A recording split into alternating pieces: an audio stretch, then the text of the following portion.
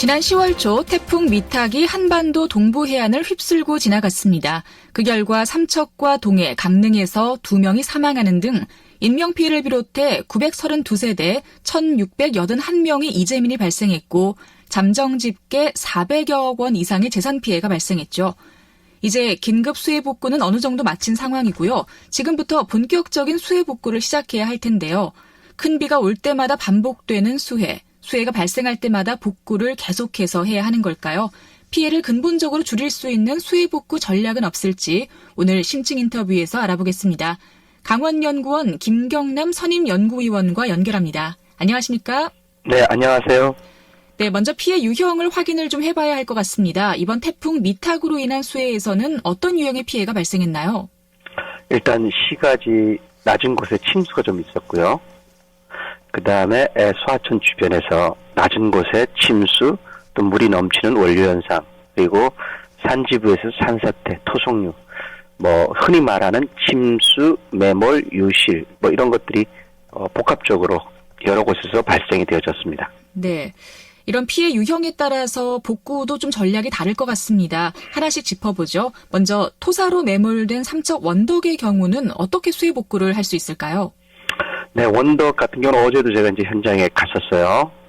저기 산지 한 해발 300m 즈음부터 이제 산사태가 일어났고 계곡을 따라서 토속류가 발생되어졌고요. 그것이 내려오다가 7번국도 그 암거라 그러거든요. 거기에 아마 좁은 구간에 높이 한 1m, 높이 2m, 폭 한 4m 되는 암거 부분에 이제 흙과 토사가 쌓이면서 물이 원활하게 배수가 되지 않았고, 마을 전체가 이제 매몰, 유실, 침수 이렇게 피해를 입었는데요. 여기는 저희들이 경험으로 봤을 때는 이 지역에 맞는 그 복구 계획을 따로 만들어야 될 것 같아요. 네. 저희가 2006년에 인제군의 농산천 수해 복구 모델이라는 걸 만들었는데 마을 단위로 이제 만드는 거죠. 그런 방법이 있을 것 같아요. 그래서 제가 봤을 때는 삼척은 그 소하천이나 국어를 중심으로 피해받은 곳은 그런 식의 그 해당 마을의 지형과 마을 구조에 맞는 복구 계획을 따로 마련해야 될 것 같습니다. 네. 자, 그리고 동해시 송정동은 피해를 복구하기보다 주민들을 이주시켜야 한다는 얘기를 들었습니다. 왜 이런 전략이 필요할까요?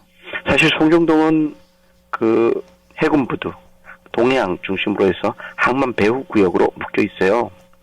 장기적으로는 이제 그 컨테이너를 처리할 수 있는 그런 그 컨테이너 야드를 만든다고 이렇게 되어 있는데요. 아마 주민들 이주비가 없어가지고 그 지역을 이주를 못하고 지금껏 살고 있고, 그러는 가운데 도시 기반 시설은 노후화됐죠. 이번 비로 그 지역이 침수를 받았는데요. 동해안 3단계가 끝나면 화물 처리량이 대략 2,700만 톤에서 4,300만 톤은 늘어요. 2배 가까이 이제 늘게 되는데요. 이렇게 되면 그 지역은 별 수 없이 항만 배후구역이 될 것 같고요. 그럼 우리가 여기서 복구 사업을 대대적으로 하는 것보다는 해당 지역 주민들 이주하고 항만 배후구역으로 개발 조성하는 것에 초점을 맞춰야 되지 않나 이렇게 생각이 되어집니다. 네. 자, 그리고 경포 진안상가는 큰 비가 올 때마다 침수가 발생했습니다. 게다가 정밀안전진단에서도 건물 붕괴 위험이 높은 걸로 나타났거든요. 네. 자, 여기는 수해 복구 어떻게 해야 할까요? 사실 지금 제일 어려운 것이지 않을까 이렇게 생각이 되어져요. 네. 일단 상가 건물이 고가의 자산이기 때문에 약 32개의 점포가 입주해 있는 걸로 알고 있는데요. 그 현재 건축물을 철거하고 재건축, 재개발에 대한 동의 자체가 성립이 되어 있지 않은 곳이에요. 2002년 루사 때도 대통령께서 방문했던 똑같은 유형의 그 침수 유형으로 방문했던 곳임에도 불구하고 지금도 안 돼 있거든요. 그래서 이 지역은 장기적으로 봤을 때는 반드시 해당 건축물을 철거하고, 어찌됐든 간에 철거하고 재건축해야 되고요. 또 한편은 그 지역 원래가 아마 구유로였을 거예요. 안현천의 구유로가 될 것 같은데요. 저지대이고 지반이 약하기 때문에 지반 보강도 해야 됩니다. 전반적으로 보면 그 지역의 건축물은 드러내고 지반을 높이고 그 위에 다시 재건축해서 경포로 대표되는 관문을 만들어야 되지 않을까 이렇게 생각이 되어집니다. 네.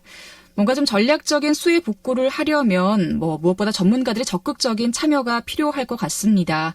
그런데 전문가들이 이렇게 수해 복구의 전략을 제시하고 실천할 권한이 없는 걸로 알고 있는데요. 자, 이런 문제는 좀 어떻게 해결을 할 수 있을까요? 우리는 항상 바쁘게 일들을 하죠. 아마 이렇게 앞에 멘트도 하시던 것 같은데, 긴급복구, 응급복구는 거의 마무리됐을 거예요. 우리가 루사 때 응급복구가 2주가 걸렸고요. 매미 때 1주간 했습니다. 이번에는 그것보다는 소규모이기 때문에 더 빨리 끝났으리라고 생각하는데요. 그런 과정 속에서 이재민들에게 민원에 대응하다 보니까 좀 포괄적인 계획, 장기적인 계획 없이 그 계획을 세우지 못하고 복구 사업에 들어가는 것 같아요. 그것보다는 제가 앞서 말씀드린 것처럼 삼척, 동해, 강릉 각 지역에 맞는 장기적인 복구 계획을 수립하고 가야 되고요. 여기는 반드시 많은 그 수해 현장을 관찰 또 대안을 제시하면서 경험이 쌓인 전문가들을 포함을 시켜서 계획을 수립하는 게 중요하고 꼭 필요하다고 생각되어집니다. 네. 그리고 뭐 또 우리 동해안 지역에 지난번 큰 산불이 있었잖아요. 네. 산불이 났던 지역들도 좀 수해 위험이 있을 것 같은데요. 이런 곳들은 어떻게 좀 방지를 할 수 있을까요? 지금 요번에 수해 났던 곳들은 동해나 강릉은 상습지예요. 저지대이고 삼척은 2000년 루사 때도 피해를 입지 않았던 곳입니다.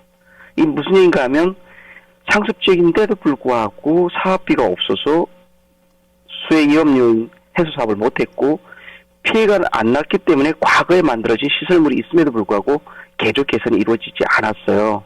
그렇다고 이것들 한꺼번에 많은 비용을 들여서 할 수는 없습니다. 제가 동해시 사례에서 보면 해당 지역 주민, 그러니까 통장님이 되시겠죠? 네. 통장님이 그 비 오는 때 배수로를 보러 다녔어요. 그럼에도 불구하고 침수가 됐고 다행스러운 건 이분이 등으로 업어서 어르신들 대피소로 옮기고 이렇게 했는데요. 네네. 여기서 우리가 착안할 점은 국가에 기대는 것보다는 기대는 것도 있겠지만 내 스스로가 주변을 둘러보고 주민들이 좀 조직화되어져서 그러한 수해 상황을 대응해 나갈 수 있는 역량을 길러야 됩니다. 그것이 지금 꼭 필요하지 않나 이렇게 생각이 되어집니다. 네, 알겠습니다.